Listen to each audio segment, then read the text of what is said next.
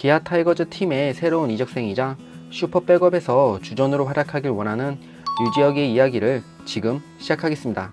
류지혁은 1994년 1월 13일 대한민국 서울에서 태어났습니다.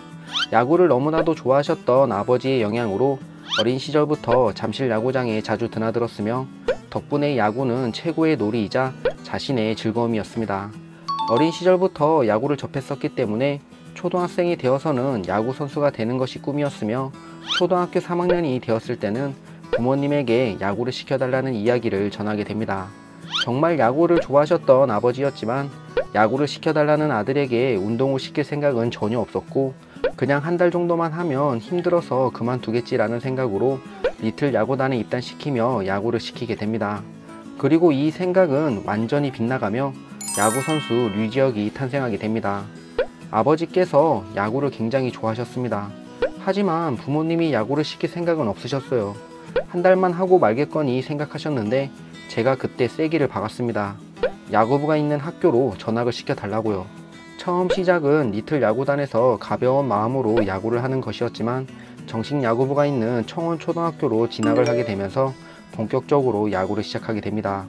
그러나 야구를 좋아하는 만큼 야구를 잘했으면 좋았겠지만 아쉽게도 뛰어난 실력을 보여주지는 못했습니다. 코치님들의 훈련에 누구보다도 열심히 임하며 야구 연습에 매진했지만 성과가 그만큼 따라주지 못했고 여기에 너무나 왜소했던 체격은 야구를 하기에 너무나 큰 걸림돌이었습니다. 청원초등학교를 거쳐 설린중학교로 진학했지만 여전히 좋은 재능을 보여주지 못했고 키 또한 중학교 졸업반이 되었음에도 불구하고 160cm도 안 되면서 그 어떤 고등학교에서도 자신을 불러주는 학교는 없었습니다. 야구를 엄청 못했어요. 유명하지도 않았고 실력이 뛰어나지도 않아서 고등학교에 갈 곳이 없었습니다. 다른 선수들은 스카웃 제의도 많이 오고 하는데 저는 그런 게 일절 없었어요. 중학교 진학할 때도 고등학교 올라갈 때도요. 그리고 어렵사리 충암고등학교로 진학하게 되면서 자신의 터닝포인트를 맞이하게 됩니다. 초등학교 중학교 시절 왜소했던 체격으로 인해 자신의 야구 실력을 보여주지는 못했지만 누구보다도 열심히 훈련에 임했으며 여기에 그동안 자라지 않았던 키가 갑자기 자라면서 고등학교 3학년 시절 자신의 재능을 만개하기 시작했습니다. 이 시절 뛰어난 리더십으로 팀의 주장직을 역임했으며 황금사자기 대회에서 중심으로 활약하며 팀을 우승으로 이끌었습니다. 그리고 청룡기 대회에서도 뛰어난 활약으로 타격상을 수상하며 대형 유격수의 탄생을 알렸습니다. 또래들보다 한참 작았어요. 그러다가 고등학교 때 갑자기 키도 크고 좋은 코치님과 감독님을 만나면서 좋은 활약을 할 수 있었습니다.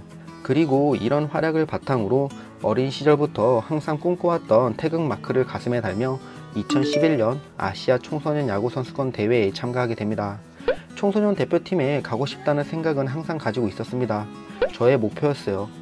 박민우, 구자욱, 하주석 등 형 KBO 리그를 대표하는 선수들과 함께 대회에 참가했으며 아쉽게도 결승에서 일본에게 패배하며 준우승을 차지했지만 자신의 실력을 유감없이 보여주었고 대회 3루수 부분 올스타에 뽑히며 자신의 재능이 진짜임을 많은 관계자들에게 보여주었습니다.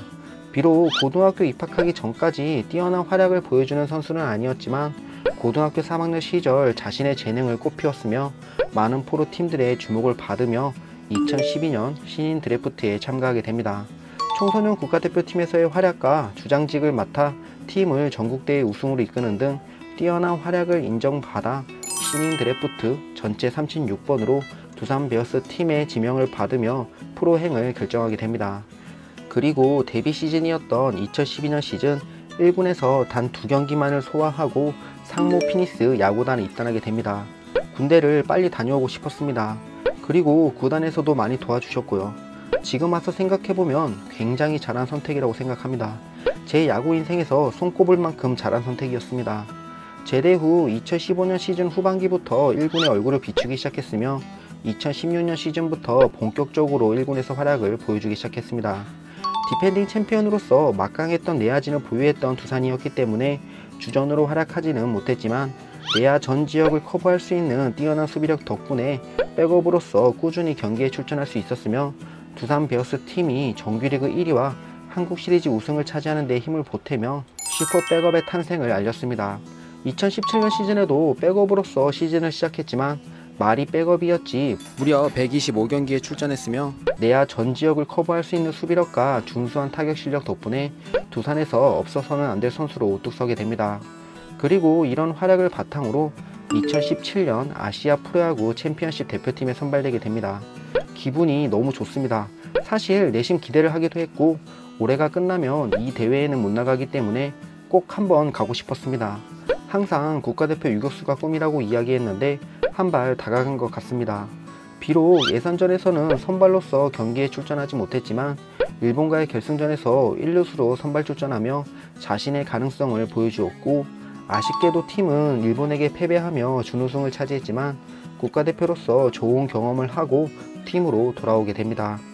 2015년 한국시리즈 우승, 2016년 통합우승, 2017년 정규리그 2위, 한국시리즈 준우승 등 최강의 전력을 자랑하는 두산이었기 때문에 좋은 활약을 보여주는 유망주이자 다른 팀이었다면 주전으로도 활약할 수 있는 선수였지만 여전히 내야진에 류지혁의 자리는 없었습니다. 그러나 이런 환경에 대해 실망하지 않았으며 내야진에 빈자리가 생기면 마다하지 않고 그 자리에서 좋은 모습을 보여주었고 덕분에 두산에서 없어서는 안 될 선수이자 많은 두산 팬들이 사랑하는 선수로 성장하게 됩니다.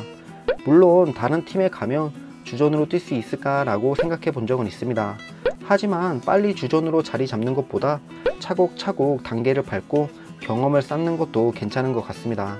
그리고 저는 두산에서 주전으로 뛰고 싶지 다른 팀에서 주전으로 뛰고 싶지는 않습니다. 누구보다도 팀을 사랑했으며 두산에 대한 높은 충성심을 보이며 많은 팬들의 사랑을 받는 선수였지만 2020년 시즌 중 많은 두산 팬들이 안타까워할 사건이 벌어지게 됩니다. 두산팀 내부적으로 불펜 투수 수급이 무척 필요했으며 결국 류지혁을 매물로 기아 타이거즈 팀의 홍건희와 트레이드를 진행하며 두산 팬들을 안타깝게 만들었습니다. 당시 기아 타이거즈 팀은 홍건희를 트레이드 시킬 계획이 전혀 없었지만 류지혁이 트레이드 대상자라는 것을 알게 되었고 류지혁이라는 이유 단 하나만으로 플랜을 바꾸며 이 트레이드를 성사시키게 됩니다. 이 트레이드를 오케이한 조계현 단장님은 건희는 성실하고 꾸준히 노력하는 좋은 선수입니다. 사실 우리 입장에서 트레이드로 쓸 수 있는 카드는 아니었습니다. 하지만 상대가 류지혁이었습니다 라며 짧고 간결하게 이 트레이드를 진행한 이유를 말해 주었습니다. 아쉽게도 자신이 인터뷰에서 밝혔던 것처럼 두산 베어스 팀의 주전 선수로 활약하는 모습을 팬들에게 보여주지는 못했지만 기아 타이거즈 팀에는 뚜렷한 주전 3루수가 없었고 덕분에 주전으로 활약할 수 있는 기회를 맞이하게 됩니다. 눈물이 없는 편인데 그동안 많이 챙겨주신 형들 얼굴을 보니 눈물이 쏟아졌습니다. 꼭 주전이 되겠다라는 마음을 먹고 이곳에 왔습니다. 형들도 꼭 그 모습을 보여달라고 했어요. 실력으로 당당히 주전으로 자리 잡는 모습을 보여드리겠습니다.